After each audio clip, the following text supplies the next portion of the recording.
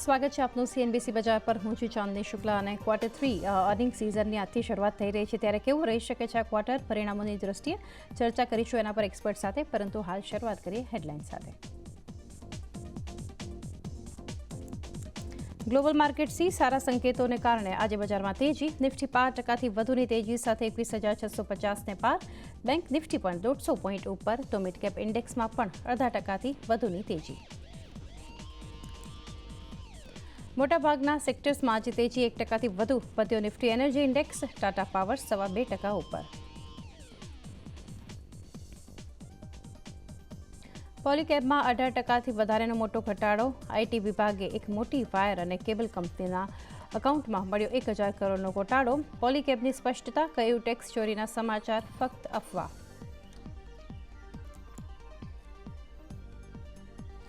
અને આજે પરિણામ પહેલા ઇન્ફોસિસમાં 1%નો ઘટાડો, લગભગ 1% ઘટી શકે છે ઇન્ફોસિસની ડોલર આવક. ટીસીએસના પણ આજે પરિણામ ફ્લેટ રહી શકે છે. ટીસીએસની ડોલર આવક. બંને કંપનીઓની મેનેજમેન્ટ કમેન્ટ્રી પર પણ રહેશે ફોકસ.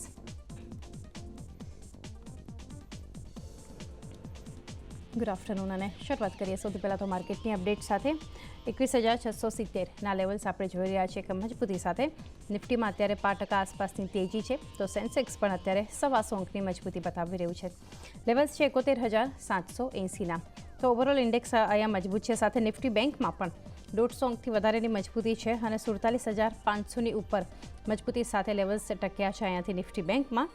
મિડકેપ પર નજર કરીએ. આઉટ પરફોર્મન્સ છે આજે કમ્પેર ટુ નિફ્ટી બેંક, કારણ કે 350 અંક જેટલી એક મજબૂતી છે અને 47,390ના લેવલ્સ જોઈ રહ્યા છીએ. એડવાન્સ ડિક્લાઇન રેશિયો પણ પોઝિટિવ છે. જ્યારે આટલી ઇન્ડેક્સમાં મજબૂતી છે ત્યારે 20,039 શેર્સ અત્યારે એડવાન્સ તરફ જોઈ રહ્યા છે, તો ડિક્લાઇન તરફ એનએસસીમાં છે 974 કાઉન્ટર્સ.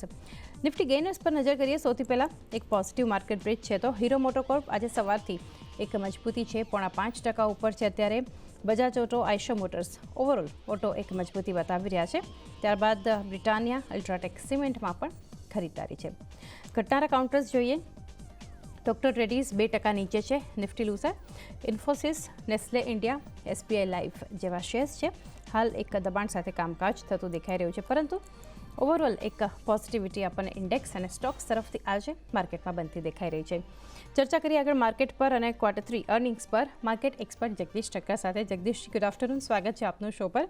અને સૌથી પહેલાં તો સમજીએ એક માર્કેટ પર વ્યૂ, કારણ કે જે રીતે એક શરૂઆત થતી આજે આપણે જોઈ રહ્યા છીએ. ઓવરઓલ ગ્લોબલ ક્યુઝ જે છે પોઝિટિવ આપણને દેખાઈ રહ્યા હતા. નાસ્ટેકમાં ઓવરઓલ જે એક ઘટાડો હતો અત્યાર સુધી, ત્યાં ખાસી એક મજબૂતી. ક્રૂડનું ફેક્ટર પણ હતું ક્યાંક ને ક્યાંક થોડું એક પોઝિટિવ, કારણ કે ત્યાં નરમાશ જોવા મળી હતી. રેટ કટને લઈને હવે જે એક આશા જે છે ક્યારે થશે ખબર નથી, પરંતુ થશે એને લીધે એક આશા બનતી દેખાઈ રહી છે. ઘણા બધા સંકેતો છે અને બજાર નિફ્ટી એક્સપાયરીના દિવસે આજે જે મજબૂતી અત્યારે બતાવી રહ્યું છે, ફંડામેન્ટલ્સ કઈ રીતે બજારના ભારતીય બજારના જોઈ રહ્યા છો જગદીશજી? Good afternoon. ચાંદની, જે રીતે છેલ્લા 2 કે 3 દિવસથી માર્કેટમાં કોન્સોલિડેશન જોવા મળ્યું છે, અને આ કોન્સોલિડેશનનું મુખ્ય કારણ તો એ જ છે કે એક નવેમ્બર-ડિસેમ્બરમાં એક તરફી ઉપરની તરફ વધ્યું હતું. વેલ્યુએશન્સ થોડા ઉપરની તરફ વધારે હાઈ હતા, અને જે ઇન્ડિયા વિક્સ જે છે એની વોલેટિલિટી પણ ક્રોસ્ડ ધી થ્રેશોલ્ડ લિમિટ. એટલે એવું લાગતું હતું કે કદાચ થોડું કરેક્શન કોન્સોલિડેશન બજારમાં ચોક્કસ આવશે. હજી કોર્શન કરાર થોડું ઘણું ચાલુ રહે તો પણ બિલકુલ નવાઈ નહીં, કારણ કે હવે રિઝલ્ટ સિઝન આજથી ચાલુ થવાની છે. ટીસીએસ અને ઇન્ફોસિસના રિઝલ્ટ આજે માર્કેટ અવર્સ પછી આવશે. જે રીતે સિનારીઓ છે ખાસ કરીને ટેકનોલોજી શેરનો, અને આપણે જાણીએ છીએ કે આઈટી રિઝલ્ટ આ વખતે થર્ડ ક્વાર્ટરના ગોઈંગ ટુ બી સબડ્યુડ, કારણ કે જે સિઝનલી વીક ક્વાર્ટર જ ગણાતું હશે. પણ આ વખતનું ડિસેમ્બરનું ક્વાર્ટર કદાચ જનરલી વધારે પડતું વીક લાગે છે. એક તો હોલિડે સિઝન હોય છે, અને બીજું અમેરિકાની અંદર જે જાતના વ્યાજના દરો વધવા પછી ઘટવાની જે વાત હતી, એને કારણે મોટાભાગના નોર્થ અમેરિકાના જે ઓર્ડર્સ છે એ પણ લગભગ હોલ્ડ પર છે. ઓર્ડર્સ આપ્યા છે ખરા, એક્ઝિક્યુશન માટે જે ગ્રીન સિગ્નલ છે આપ્યું. એટલે એવું લાગે છે કે બંનેમાં જે ગાઈડન્સ આવશે, ટીસીએસ તો ગાઈડન્સ નથી આપતું, પણ ઇન્ફોસિસનું ગાઈડન્સ પણ કદાચ સબડ્યુટ કે વીક રહે તો પણ નવાય નહીં. એટલે આજની જે શરૂઆત છે એ જોતા તો એવું લાગે છે કદાચ ટેકનોલોજી સર્વિસીસના શેરોને થોડી ઘણી મુશ્કેલી પડે, ઇવન લાસ્ટ ક્વાર્ટર 2023-24 તો પણ નવાય નહીં. જી, તો એક વ્યૂ ઓવરઓલ ટેકનોલોજી શેર્સને લઈને ખાસ એક વ્યૂ બનતો દેખાઈ રહ્યો છે. TCS ઇન્ફોસિસ આજે આફ્ટર માર્કેટ અવર્સ જે છે પરિણામ જાહેર કરશે, એના પર પણ એક ફોકસ રહેશે. ઓવરઓલ સેક્ટર્સ પર વ્યૂ જાણવો જગદીશજી જરૂરી બનતું દેખાઈ રહ્યું છે અર્નિંગ્સ પહેલાં. તો એક આઈટી પર તમારો વ્યૂ આવ્યો, NBFCs પર એક તમારો મત લેવા માગીશ, સાથે બેન્કિંગ પર પણ વાત કરીએ, એક BFSI સ્પેસ, કારણ કે જે રીતે Q3 બિઝનેસ અપડેટ્સ આ કંપનીઓ દ્વારા જે રીતે આવતી દેખાઈ રહી છે, એક પરફોર્મન્સ પ્રાઇવેટ બેંક્સ જે ગત વર્ષે એટલું performance compare to PSU banks આપણે નહોતા જોઈ રહ્યા, જે રીતે અત્યારે આપણે જોઈ રહ્યા છીએ. NBFCsનું જે પરફોર્મન્સ આજે પણ એક મજબૂતી ઓવરઓલ સેક્ટર બતાવી રહ્યું છે, ત્યાંથી તમને કઈ રીતે એક અપેક્ષા બનતી દેખાઈ રહી છે BFSI પર? બેન્કિંગ સેક્ટરનો સવાલ છે. મને એવું લાગે છે કે પ્રાઇવેટ સેક્ટર બેંક્સની અંદર બે બેંકો, ખાસ કરીને કોટક મહિન્દ્રા બેંક અને જે HDFC બેંક, આ bank both of them are underperforming compare to other banks, Axis bank, IndusInd બેંકની સરખામણીની અંદર. એટલે આ બેંકની અંદર કારણ તો ઓફકોર્સ HDFC બેંકનું તો આપણને ખબર જ છે કે HDFC નું મર્જ થયું HDFC બેંકમાં, અને HDFC bank has become the 5th largest bank in the world. અને ઇન્ડિયાની તો આપણી પ્રાઇવેટ સેક્ટરની સૌથી મોટી બેંક તો છે જ. એટલે એના અંદર થોડું ઘણું, કારણ કે જે મોર્ગન સ્ટેનલી કેપિટલ ઇન્ડેક્સ છે એની અંદર જ્યારે બંનેનું અલગ અલગ વેટેજ હતું, એટલે કે HDFC અને HDFC બેંકનું, એ જે કોન્સ્ટિટ્યુટ થયા પછી કમ્પલસરી એ લોકોએ પોતાના ઇન્ડેક્સમાંથી આનું એક વેટેજ ઓછું કર્યું, અને એને કારણે જ HDFC બેંકની અંદર જે લોકોનું હોલ્ડિંગ્સ હતું મોર્ગન સ્ટેનલી કેપિટલ ઇન્ડેક્સમાં, એ થોડું ઘટ્યું. અને એ પછી અત્યારે because of it's a very heavy, એટલે આમ તમે ગણો તો ઇટ્સ લાઈક એન એલિફન્ટ, એટલે એની ચાલ ધીરી જ રહેશે. પ્રાઇવેટ સેક્ટર બેંક્સમાં મને એવું લાગે છે કે આ બંને બેંકો, કોટક મહિન્દ્રા બેંક અને HDFC bank, both very good for the long term. Result એ લોકોના નેક્સ્ટ કે એના પછીના વીકથી આવવાના ચાલુ થઈ જશે. All the banks are going to perform વેલ. આનું એક બીજું કારણ છે કે રિસેન્ટલી રિઝર્વ રિસ્ક વેટેજ વધાર્યું હતું, ખાસ કરીને જે લોન, પેટી લોન જેને કહે છે, કે કોઈ જાતની ગેરંટી કે કોઈ જાતના સામે સિક્યોરિટી વગર લોન આપવાની જે વાતો અત્યારે મોટાભાગની બેંકો કે ખાસ કરીને સ્મોલ ફાઇનાન્સ જે કરતી હતી, એનું કંઈક થોડું ઘણું અસર ચોક્કસ પડી શકે. કાસા રેશિયો જુઓ તો મને એવું લાગે છે going to be comfortable. Profitability even net NPA is going to be good. અને RBI નો જે રિસન્ટ રિપોર્ટ આવ્યો છે કે all banks including the small finance banks, all they are very well capitalized, અને એ લોકોના જે નોન પરફોર્મિંગ એસેટ્સનો જે ફિગર છે, આંકડો છે, એ પણ બહુ કમ્ફર્ટ લેવલની અંદર જ છે. એટલે એ જોતા મને એવું લાગે જ્યારે રિઝર્વ બેંકને આટલો બધો ભરોસો હોય તો બેંકો definitely going to out perform. એટલે આ બધી જ બેંકો, પ્રાઇવેટ સેક્ટર બેંક્સ અને public sector banks, both are all are them going to perform વેલ. અને જો તમે મારી પસંદગી કહો તો હજી હું HDFC બેંક અને કોટક બેંક પર જ વધારે મદાર રાખીશ, કારણ કે આ બંને બેંકો અંડર પરફોર્મન્સ છે. અને PSU બેંકની જો વાત કરો તો still my choice will be State Bank of India and Bank of Baroda. Okay, તો પ્રાઇવેટ બેંક્સમાંથી HDFC bank, Kotak Mahindra bank, PSUમાંથી SBI BOB પર એક વ્યૂ પસંદગી આવતી દેખાઈ રહી છે. Q3ને લઈને જે અપેક્ષા બનતી દેખાઈ રહી છે એના પર ચર્ચા કરી રહ્યા છીએ. ત્યારે જગદીશજી, વધુ એક કાઉન્ટર છે ફાર્મા. એક ફોકસ ત્યાં પણ બનતું આપણને ફાર્મા કંપનીઓ પર, ડાયગ્નોસ્ટિક શેર્સ છે એના પર, હેલ્થકેર પર ફોકસ રહેશે. અને JP મોર્ગનનો જે રીતે વ્યૂ બનતો દેખાઈ રહ્યો છે, એમનું માનવું છે ફાર્મા કંપનીઓના માર્જિન્સ વાર્ષિક ધોરણે એક ફ્લેટ Q3માં રહી શકે છે, એમનું એક અનુમાન બનતું આપણને દેખાઈ રહ્યું છે. તો આ સેક્ટરના પરિણામોને લઈને તમારી અપેક્ષા શું છે? આમ તમે જુઓ તો ઓવરઓલ આખી સેક્ટરની તમે વાત કરી, ઘણી બધી કંપનીઓ છે, અને આપણે જો સ્ટોક સ્પેસિફિક વાત કરીએ તો મને એવું લાગે છે કે you have to go the company wise. એટલે જનરલાઇઝ કરવું મને નથી લાગતું કે it would be more appropriate. આપણે સનફાર્માની વાત કરીએ, ફોર એક્ઝામ્પલ, સનફાર્માની જે સબસિડરી કંપની છે સ્પાર્ક, અને સનફાર્મા એ પોતે એની ઇઝરાયલી જે પોતાની સબસિડરી ટારો છે, અને બીજી એક નાની કંપની છે, મને નામ યાદ નથી, એ બંનેનું એક્વિઝિશન કરવાની લગભગ એ તૈયારીની અંદર જ છે. સાથે એ સ્પાર્ક એની પોતાની સબસિડરી કંપનીમાં પહેલા એવું હતું કે જે કોઈ રિસર્ચ કંપની કરતી હતી એ સનફાર્માને આપતા હતા. હવે સનફાર્મા સાથે સ્પાર્ક પોતે પણ જેનરિક મેડિસિન્સની અંદર અને એક્સપોર્ટની અંદર બહુ સક્રિય છે. એટલે સનફાર્માનો ફોર એક્ઝામ્પલ તમને દાખલો આપું તો 52 વીક હાઈલો પણ તમે જોશો તો લગભગ 922 રૂપિયાનો 52 વીક લો હતો, 1321 રૂપિયા અને 22 રૂપિયાનો આજનો ભાવ છે. તમે સિપ્લાની વાત કરીએ તો 852 રૂપિયાનો ભાવ હતો, વધીને 1332ની આસપાસ છે. ડિવિઝ લેબોરેટરીની વાત કરું તો 2730નો ભાવ હતો 52 વીક લો, 3910 રૂપિયાનો ભાવ છે. ડોક્ટર રેડ્ડીઝ લેબોરેટરીઝ તમે જુઓ, 52 વીક લો ઇઝ 4176, અને અત્યારે છેલ્લો પ્રાઇસ છે લગભગ 5670 રૂપિયાનો. Things which I like the most, જે મને એવું લાગે છે બધાની અંદર, વિચ ઇઝ અપકમિંગ અને most shining star, is going to be the Mankind Pharma. એ મારી દ્રષ્ટિએ 1080 એનો 52 વીક લો હતો, અત્યારે 2250 રૂપિયાનો ભાવ છે. મારું પોતાનું અંગત એવું માનવું છે, જો મને તમે ચોઇસ આપવા કહો તો I will definitely bank upon mankind first. 2250 નો ભાવ છે. મારું પોતાનું અનુમાન એવું છે કે આ શેરનો ભાવ 2 કે 3 વર્ષની અંદર 3 થી 4 3,500 4,000 સુધી પહોંચી શકે છે. ઓકે, મેનકાઇન્ડ ફાર્મા પર એક પસંદગી જે છે અહીંયાથી આવતી દેખાઈ રહી છે. ફાર્મામાંથી 3,500થી 4,000 સુધીના લેવલ્સ જે છે આવનારા સમયમાં ખાસ કરીને આપણને મેનકાઇન્ડ ફાર્મામાં દેખાઈ શકે છે.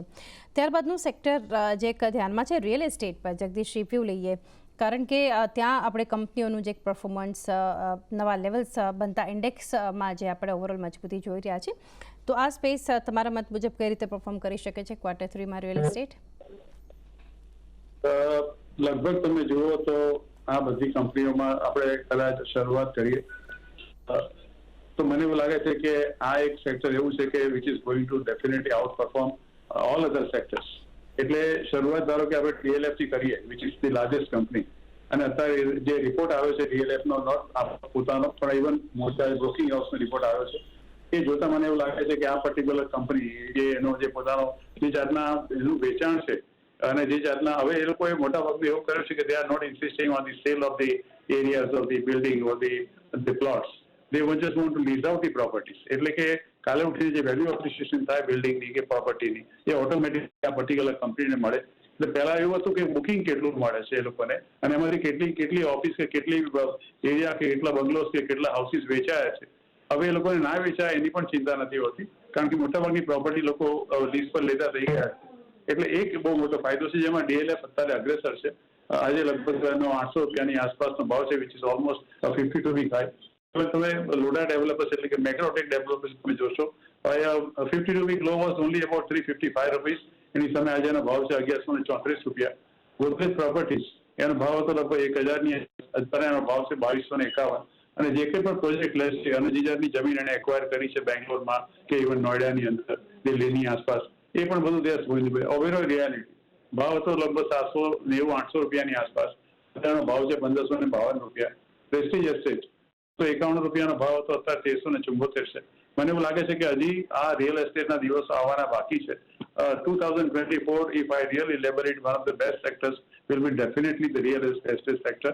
અને સરકારનું પોતાનું પણ અભિગમ છે કે ભાઈ દરેક વ્યક્તિને, ગરીબ વ્યક્તિઓને ઘર મળે, અને સરકાર પોતે પણ આના વિશે બહુ સક્રિય છે. અને infrastructure also is going to play a very big role. એટલે આ બધાની વચ્ચે મારું માનવું છે કે રિયલિટી સેક્ટરને કોઈ વિશેષ વાંધો નહીં આવે. અને if I add on this, હવે રેટ કટ કરવાની લગભગ સરકાર તૈયારીમાં છે. ભલે કદાચ માર્ચમાં ન કરે તો મેમાં કરશે, મેમાં ના કરે તો જૂનમાં કરશે. અને જેવી ત્યાં રેટ કટ આવવાની એકવાર શરૂઆત થશે એટલે એફોર્ડેબલ હાઉસિંગની જે પોતે લોકોની રિક્વાયરમેન્ટ છે એની અંદર પણ બહુ સ્પર્ટ જોવા મળશે. એટલે real estate is going two definitely out perform.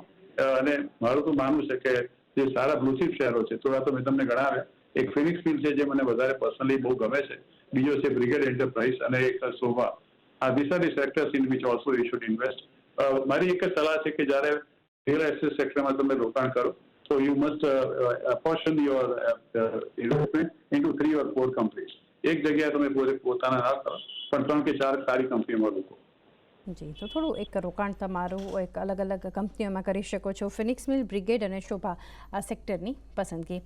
ઘણા બધા સેક્ટર્સ આમ તો છે જગદીશજી, પરંતુ એક સમય ઓછો છે એટલે હવે એક છેલ્લું સેક્ટર ચર્ચા કરીએ છીએ, auto sector, auto ancillary. Overall જે આપણે નંબર્સ આવતા જોયા કંપનીઓના આ ડિસેમ્બર મહિનાના વેચાણ આંકડાની અગર વાત કરીએ તો FADA દ્વારા, ફાડા દ્વારા જે રિપોર્ટ જાહેર કરવામાં આવ્યો, બ્રોકરેજ હાઉસીસ તરફથી જોઈએ તો જેફરીઝનો જે મત બનતો દેખાઈ રહ્યો છે. ટુ વ્હીલર સેગમેન્ટમાં TVS મોટરની આવક વધવાની તેમને આશા છે. અને ઓવરઓલ જે એક મત બનતો દેખાઈ રહ્યો છે ઓટો સેક્ટરની વાત કરીએ તો OEMs નો નફો વધવાનું એક અનુમાન છે. તમે કઈ રીતે આ સેક્ટરના પરફોર્મન્સ પાસેથી અપેક્ષા રાખી રહ્યા છો Q3માં? Q3ની અંદર મોટાભાગની automobile company R definitely going to out perform.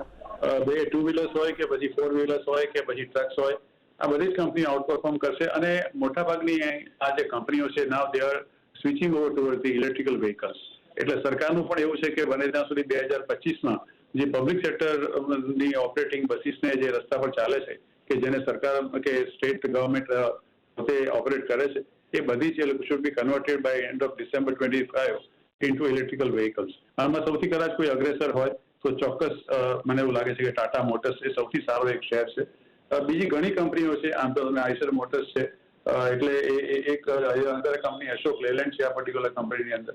એટલે આ બધી કંપનીઓની અંદર પણ મને લાગે છે કે તમારે રોકાણ કરવું જોઈએ.